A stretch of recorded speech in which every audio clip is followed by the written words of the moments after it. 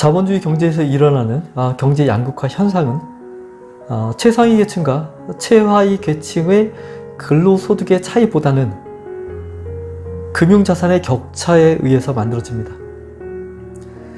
따라서 주식이나 부동산 같은 자본 투자를 통해서 수익을 거두는 것을 허용하거나 권장하는 자본주의에서는 양극화 현상은 절대로 피할 수 없습니다. 통화는 지속적으로 늘어나고 늘어난 통화는 투자로 몰려서 금융자산의 거품을 만들고 이것이 양극화를 만들어냅니다.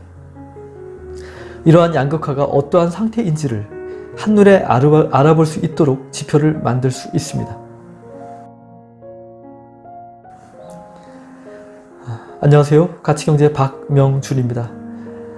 지난 영상에서는 자본주의 경제가 효율이 낮다고 말씀을 드렸습니다. 가치주의 경제의 효율에 대해서도 말씀을 드려야 하는데요.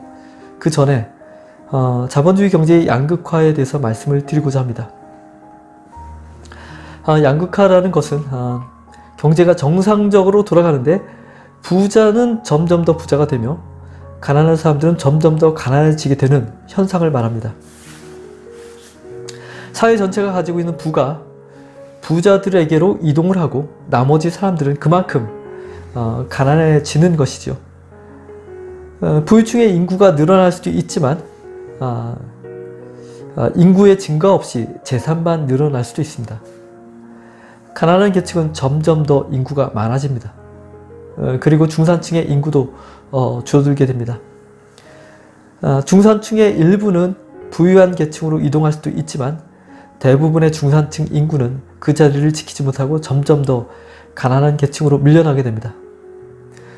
국가에서는 양극화 문제를 해결하기 위해서 세금과 규제와 복지 정책들을 동원하는데요. 그럼에도 불구하고 이러한 양극화 현상을 잡지는 못하고 오히려 경제의 양극화는 점점 더 심화되고 있습니다. 자본주의 경제에서 일어나고 있는 이러한 경제 양극화 현상에 대해서 수많은 사람들이 그 문제의 심각성을 이해하고 있습니다. 하지만 문제라고는 인식하면서도 그 문제의 정도를 표현할 방법에 대해서는 연구가 아직까지는 덜 되어 있습니다.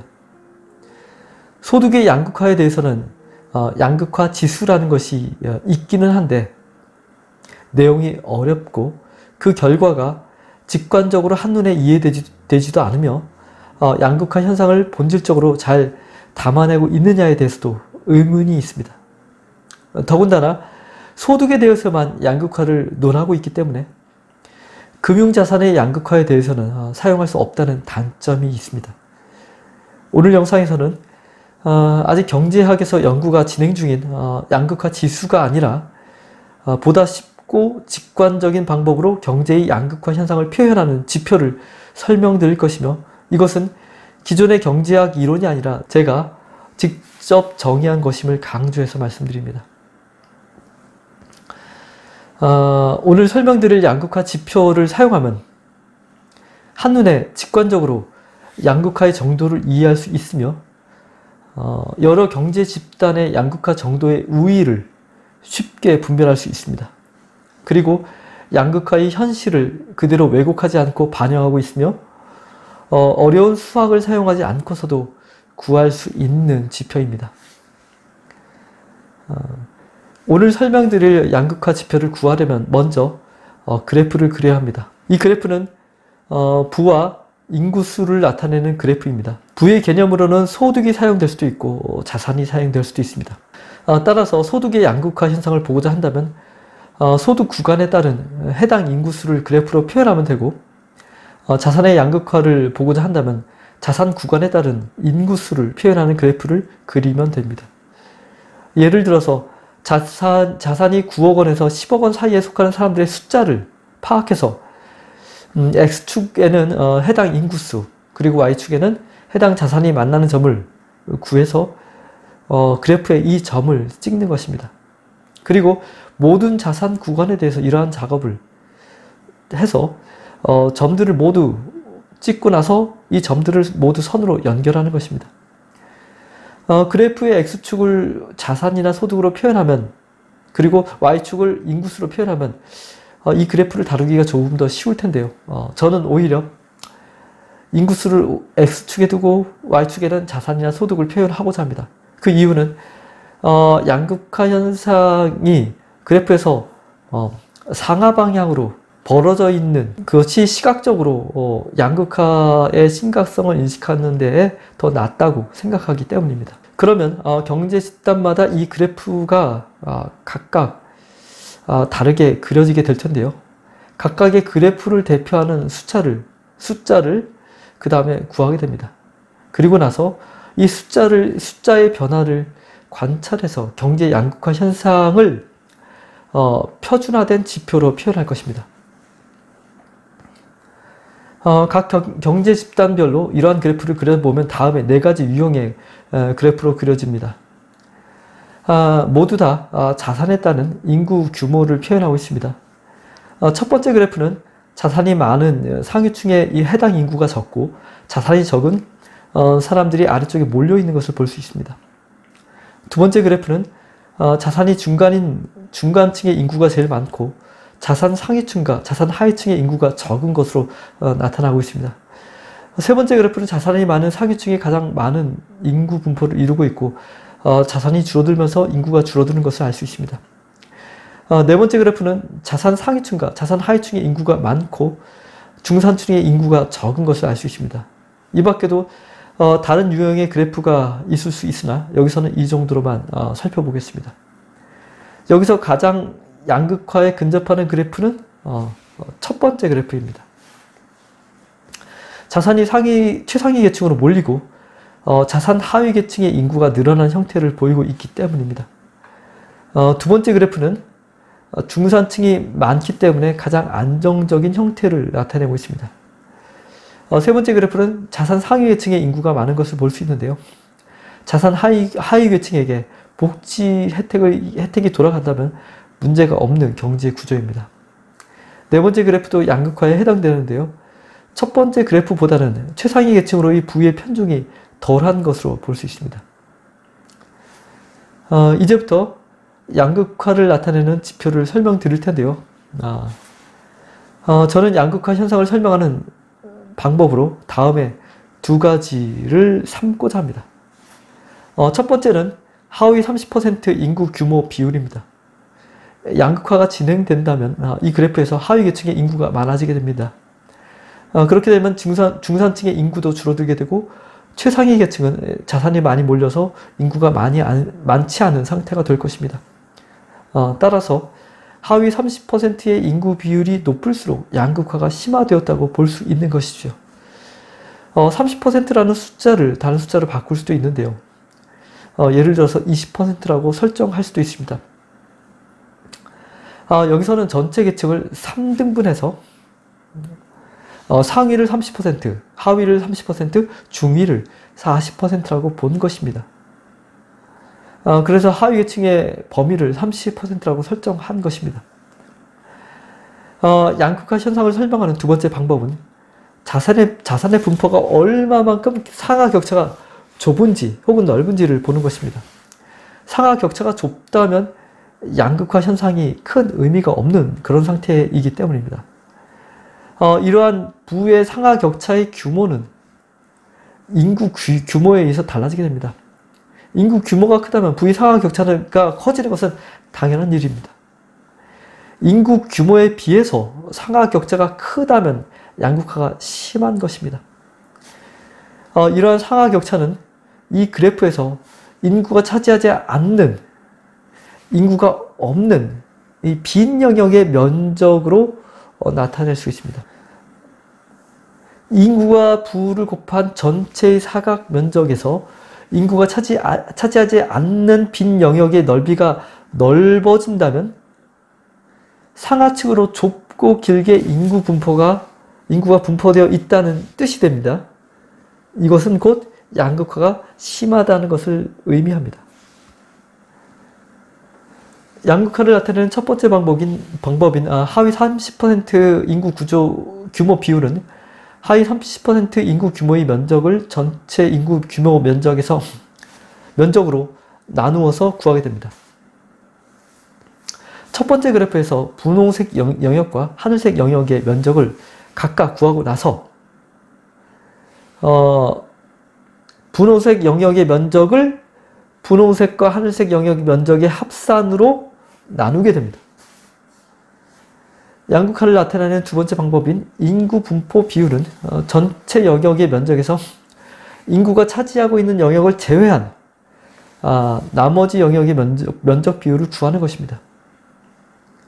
전체 영역의 면적에서 인구가 차지하는 분홍색과 하늘색 영역의 면적을 제외하고 나서 이것을 전체 영역의 면적으로 나누게 되면 인구 분포 비율을 얻을 수가 있습니다. 그리고 나면 이제 양극화 지표를 계산할 수 있습니다. 양극화 지표는 하위 인구 규모 비율과 인구 분포 비율을 각각 곱해서 구하게 됩니다. 이것은 하위 계층에 얼마나 많은 인구가 분포하고 있는지, 그리고 상위 계층으로 적은 사람이 많은 부를 차지하고 있는지를 나타내는 지표를 각각 사용하는 것이고, 이들을 서로 곱해서 이것을 양극화를 가늠하는 지표로 삼는 것입니다. 하위 인구 규모 비율과 인구 분포 비율은 모두 1 이하의 값이기 때문에 그 곱은 역시 1 이하의 값이 나오게 됩니다. 그 결과가 1에 근접할수록, 이 지표값이 1에 근접할수록 양극화가 심하다는 것을 직관적으로 알 수 있습니다. 이 그래프에서 부의 축을 자산으로 삼으면 자산에 대한 양극화를 나타내는 지표를 얻을 수 있습니다. 그리고 부의 축을 소득으로 삼으면 소득에 대한 양극화를 나타내는 지표를 얻을 수 있습니다. 양극화에 대한 지표를 얻었으니 이제는 양극화가 어떻게 진행되고 있는지를 표현할 수 있습니다. 경제 양극화 진행률은 관심을 갖고 있는 기간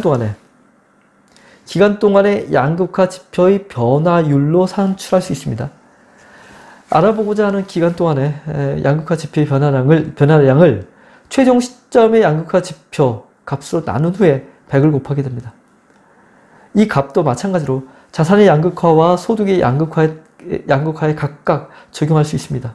그리고 나면 경제 양극화 지표와 그 진행률을 함께 표시하게 됩니다. 예를 들어서 0.7 플러스 8% 소득 5년이라고 하면 경제의 양극화 지표가 0.7이고 지난 5년간 8% 양극화가 심화되었다는 뜻입니다. 0.8 마이너스 1% 자산 3년이라고 표현하면 이것은 자산의 양극화 지표가 0.8이고 지난 3년간 1%만큼 양극화가 줄어들었다는 뜻이 됩니다. 양극화가 심할수록 지표값은 1로 가까워집니다. 진행률의 값이 클수록 양극화가 심화되고 있다는 것을 나타내고요. 진행률의 값이 음수로 내려가면 양극화가 오히려 줄어들고 있다는 뜻이 됩니다. 이렇게 설명드린 양극화 지표는 실제로는 통계값이 있어야 구할 수 있습니다. 사회 구성원들의 소득이 얼마인지를 알아야 하고 해당 소득 구간의 인구가 얼마나 되는지를 알아야 소득의 양극화를 나타내는 그래프를 그릴 수 있고 소득의 양극화 지표를 구할 수 있습니다. 또는 사회 구성원들의 자산이 얼마인지를 알아야 하고 해당 자산 구간의 인구가 얼마인지를 알아야 자산의 양극화를 나타내는 그래프를 그릴 수 있고 자산의 양극화 지표를 구할 수 있습니다. 아마도 국세청에서는 소득에 대한 통계치와 자산에 대한 통계치를 어느 정도는 파악을 하고 있을 것이라고 예상할 수 있는데요. 이 통계치를 확보한다면 양극화 지표를 얼마든지 산출할 수 있습니다. 소득 구간이나 자산 구간을 넓게 가져간다면 모든 통계치가 완전하게 구비되어 있지 않다고 하더라도 양극화 지표 값을 계략적으로 구할 수 있습니다. 통계치가 존재하지 않는 빈 구간에 대해서는 주변의 통계치를 이용해서 선을 연결해서 그래프를 완성할 수 있습니다.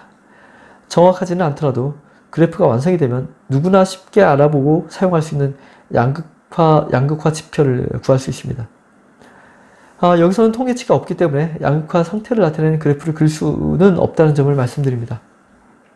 이제 소득에 의한 양극화와 자산에 의한 양극화에 대해서 어느 것을 사용하는 것이 올바른지에 대해서 생각해 보겠습니다. 자본주의 경제의 양극화에 대해서 이야기할 때 경제학자들은 보통 소득의 양극화에 대해서만 언급을 합니다. 그리고 사람마다 소득의 차이가 있기 때문에 이것이 누적이 되어서 경제 양극화가 일어나고 있다고 설명을 합니다. 과연 이것이 맞는 이야기일까요? 자산의 양극화에 대해서는 왜 아무런 언급을 하지 않고 침묵을 할까요? 오늘 말씀드린 양극화 지표로 따져보면 양극화에 영향을 많이 주는 인자가 자산의 차이인지 아니면 소득의 차이인지를 알 수 있습니다. 양극화 지표에서 사용하는 인자는 인구와 함께 자산 또는 소득을 사용하고 있습니다.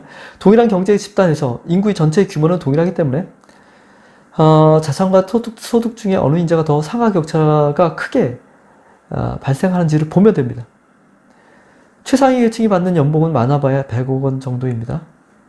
최하위 계층의 소득이 월 100만 원이라고 보면은 연봉 1200만 원 정도입니다. 소득의 격차는, 이 경우에 소득의 격차는 결국 100억 원을 넘지 못한다는 뜻입니다. 그러면 자산의 격차는 어떨까요? 우리나라 최고 주식 부자는 그 재산이 주식만으로도 20조 원 정도로 알려져 있습니다. 빚을 많이 진 사람들이 최하위의 자산이라고 할 수 있을 텐데요. 빚을 모두 무시한다고 해도 자산의 차이는 최상위층과 최하위층의 자산의 차이는 20조 원이 넘는다고 볼 수 있습니다. 100억 원과 20조 원의 차이를 생각한다면 소득의 상하 격차보다 자산의 상하 격차가 2000배 크다는 것을 알 수 있습니다. 그렇다면 자산의 양극화가 소득의 양극화보다 2000배 더 영향이 크다고 할 수 있고요. 이것은 양극화의 주범은 소득의 차이보다는 자산의 차이라는 것을 의미합니다. 그렇다면 양극화를 개선하기 위한 해법은 소득보다는 자산의 차이를 줄이는 것이 되어야 합니다. 부자들과 가난한 사람들이 자산의 격차가 크게 벌어지는 이유는 일을 해서 돈을 버는 것보다 투자를 통해서 발생하는 이익이 훨씬 더 크기 때문입니다. 주식을 투자하거나 부동산을 투자하거나 투자한 자산의 가격이 올라가는 것이 월급을 받는 것보다 훨씬 더 많기 때문입니다. 그 이유는 이미 여러 차례 말씀드렸지만 자본주의에서는 통화량이 지속적으로 증가해야 하고 이렇게 늘어난 통화가 몰리는 곳은 주식과 부동산 같은 금융자산이기 때문입니다. 주식과 부동산은 장기적인 관점으로 보면 그 가격이 항상 올라갑니다. 그렇게 되면 주식과 부동산과 같은 금융자산을 많이 보유하고 있는 사람들이 이익을 거두게 되는데 당연히 투자 자금에 여유가 있는 부자들이 이에 해당됩니다. 이러한 일을 통해서 사회 전체가 필요로 하는 가치인 것이 만들어지지 않지만 부자들은 월급을 받아서 얻는 수익보다 훨씬 더 큰 수익을 투자를 통해서 거두고 있습니다. 경제의 양극화를 개선하려면 우리 사회에 함께 사용할 수 있는 유익이 만들어지는 것만을 가치로 인정해야 합니다. 이것을 이야기하지 않고 소득의 불균형만으로 경제 양극화를 설명하는 것은 손바닥으로 하늘을 가리는 것과 같습니다. 수천 배 높은 큰 것은 손댈 생각을 하지 않고 수천 배 작은 것만을 우려하고 있으니 앞으로도 경제 양극화가 개선될 리는 없을 것입니다. 정부에서 경제적 빈곤층을 위해서 아무리 복지를 강화한다고 해도 해결될 수 있는 일이 아닙니다. 정부 재정만 갉아먹게 되고 효과는 미미할 뿐입니다. 하지만 금융자산의 가치를 인정하지 않는다는 것은 자본주의 그 자체를 부정하는 것과 같습니다. 그렇기 때문에 따라서 경제 양극화를 개선하기 위해서 국가가 할 수 있는 일은 매우 제한적이며 양극화 현상을 막아내지 못하는 것은 필연적인 상황입니다. 오늘은 경제의 양극화를 한눈에 알아볼 수 있는 지표를 구하는 방법을 설명을 드렸습니다. 국민들의 자산에 대한 통계치를 얻을 수 있다면 바로 사용할 수 있습니다. 그리고 자본주의 경제의 양극화의 주범은 소득의 불균형 문제보다는 자산의 불균형이 수천 배 더 큰 역할을 하고 있다는 점도 말씀을 드렸습니다. 다음 영상에서는 가치주의 경제에서는 양극화가 어떻게 진행되고 되는지를 말씀을 드리고요. 가치주의 경제의 효율성에 대해서도 말씀드릴 것입니다. 구독과 좋아요로 가치경제 채널을 응원해 주시기 바랍니다. 감사합니다.